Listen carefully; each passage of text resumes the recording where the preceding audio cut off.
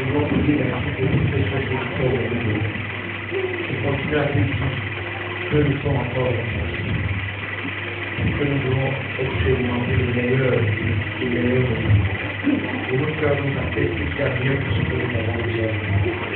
Et moi, c'est pour ça que nous devons nous disposer à toi encore ce soir. Prions, et prions pour mes frères qui sont ici, pour mes soeurs, afin que tu nous apportes une intelligence pour comprendre ta parole. Donne-moi la grâce de la vie en fait. Laisse faire éternel ce soir que nous puissions encore expérimenter quelque chose de Dieu, au nom de toi, au nom de Jésus. Amen. Et le Seigneur va t'entendre que tu sois, je vais le terminer. Amen.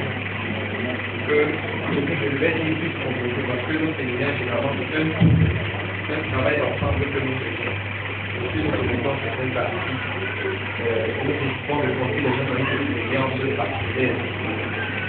C'est pour ça que ce soir, nous allons terminer le séminaire comme a commencé la fois de nous. Amen. Est-ce que quelqu'un est d'accord avec nous? Amen. Donc, nous nous sommes arrêtés sur comment recevoir l'action de ça. Il y avait d'abord le désir. Amen. Il fallait ressentir le besoin de la puissance. Il fallait ressentir le besoin de l'enfant de Dieu dans notre vie. C'est pour ça que, avant que Dieu nous remplit, Dieu nous conduit d'abord au contact des situations qui nous révèlent à nous-mêmes notre propre menton. Amen. Notre propre choix. Le vide qui est à l'intérieur de nous. Beaucoup de gens disent souvent que sans Dieu, il ne peut rien faire. Mais c'est souvent une simple déclaration. Donc, une déclaration creuse. Il n'a pas vraiment de sens jusqu'à ce que Dieu les amène au contact des situations qui révèlent leur manque de puissance. Amen. Vous êtes déjà retrouvés devant des malades, vous priez bien le Seigneur. Devant les personnes possédées, vous priez bien le Seigneur. Devant des situations que vous n'arrivez pas à changer. Pourtant, la Bible vous l'enseigne aussi en vous disant que voilà les choses qui appartiennent aux gens comme vous. Amen. La plupart du temps, donc, quand vous venez à l'église et vous écoutez la parole de Dieu, l'une des choses que la parole fait, c'est qu'elle fait en vous la soif. Amen. Le défi d'expérimenter quelque chose. En fait, le défi de voir votre expérience se conformer à ce que Dieu a décidé pour vous dans sa parole. Amen. Voilà, David dit dans le psaume 42 que, comme une pluie souffle qui a fait des courants d'eau, il dit ainsi mon âme souffle m'a fait croire au mon Dieu. Il dit mon âme a soif du Dieu vivant.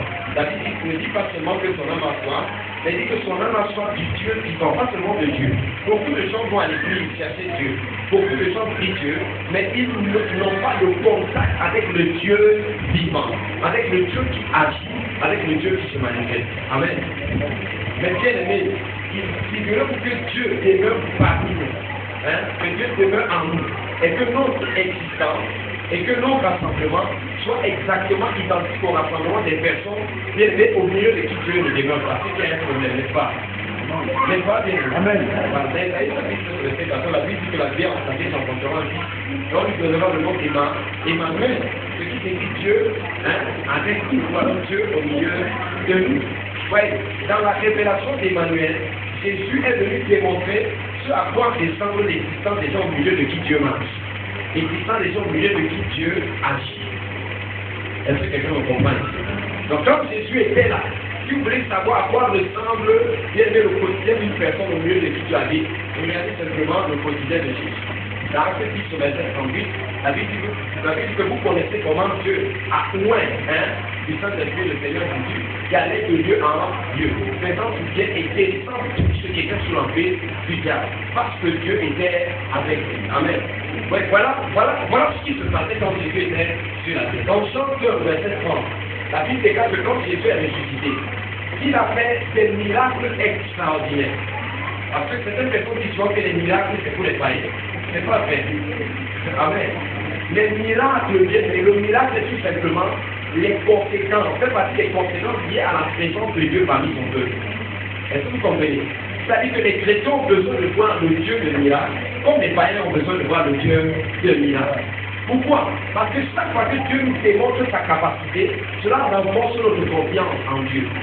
Vous comprenez? Quand vous voyez Dieu dans un domaine de votre vie, alors vous comprenez que vous pouvez compter sur lui par rapport à ce domaine-là. Est-ce que quelqu'un me comprend? Amen. Oui, c'est aussi comme ça Jésus. Chaque fois que Dieu nous démontre l'une de ses capacités dans ce domaine, la peur nous quitte dans ce domaine-là. C'est la seule manière de guérir la peur. La peur ne part pas parce que vous avez prié que Dieu enlève la peur de mon cœur. La peur quand? La peur doit être remplacée par la foi. Vous comprenez? Donc la peur part lorsque la foi prend place. Et la foi vient de la découverte, de la révélation. Quand Dieu se révèle. Vous voyez un peu, nous commençons à Matthieu chapitre 14, lorsque Jésus est venu faire les disciples marchant sur les eaux. Ils ne connaissaient pas encore le Jésus qui marche sur les eaux. Ils connaissaient Jésus, mais pas celui qui marchait sur les eaux. C'est pour ça que pour eux, c'était un fantôme. Pour eux, ils avaient peur, n'est-ce pas? Parce qu'ils ne connaissaient pas encore Jésus dans cette dimension-là.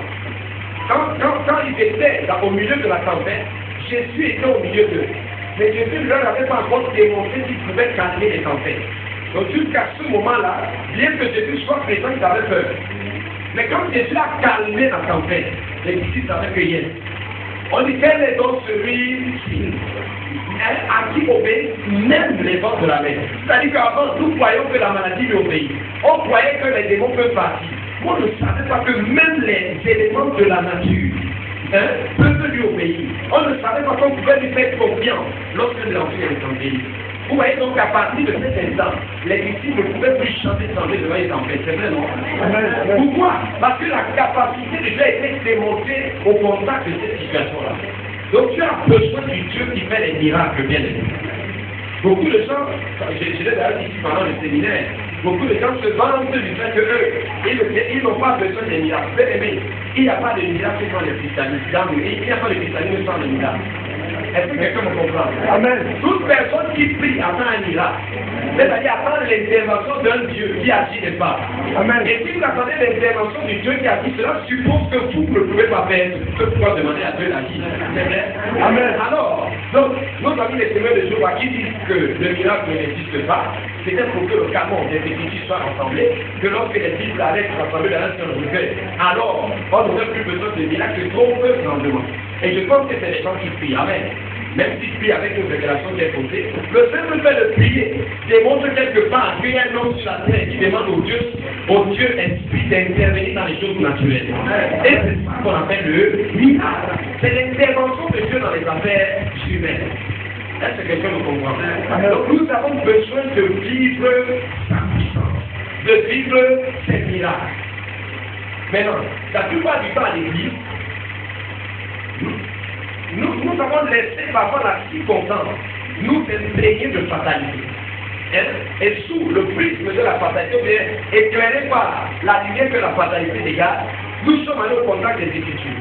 Et la plupart du temps, sous cette influence, qu'est-ce que nous faisons? Nous commençons à citer les excuses. Je me rappelle, il y a un pasteur dans la ville, un pasteur, un papa, je ne vais pas citer son nom ici parce que je n'ai pas payé, mais je vais expliquer ce qui s'est passé. C'était dans une croisade, là au Misfort. Toutes les églises pentecôtistes étaient rassemblées. Vous voyez, il commence à dire pendant qu'il veut prêcher que moi, je n'ai pas de miracle dans ma poche. Je n'ai pas de mouchoir dans ma poche. Vous voyez, c'est pour dire que quoi? Pour dire que ceux qui font les miracles, c'est parce qu'ils ont des mouchoirs magiques. Et nous avons bien vu ici qu'on appliquait les lettres sur le corps de poule.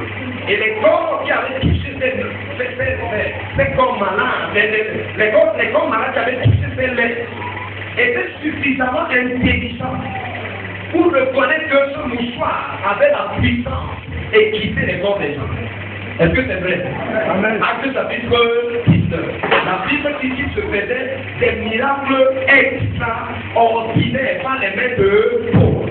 Il se faisait de grands miracles. Est-ce que quelqu'un me comprend ici? Donc vous voyez, vous êtes venu une croisade.